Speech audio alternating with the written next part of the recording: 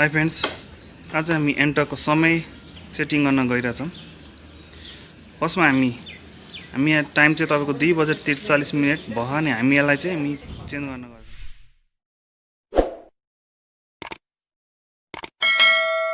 फर्स्टमा हामी मोडलाई हामी केही सेकेन्ड थिच्नेछौँ। जस्ट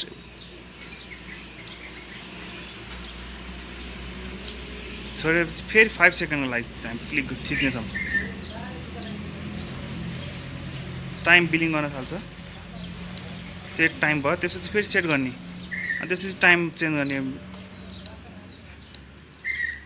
5 6 7 8 9 10 12 1 बजेर फेरि चेन्ज गर्ने।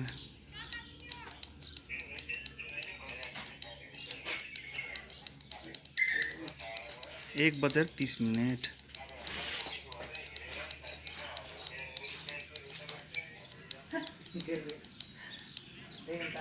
अब एएम फेरि चेन्ज गर्ने पिएम अनि फेरि मोड थिचेपछि 5 सेकेन्ड 1 2 3 4 5 सेट भयो हाम्रो समय 1:30।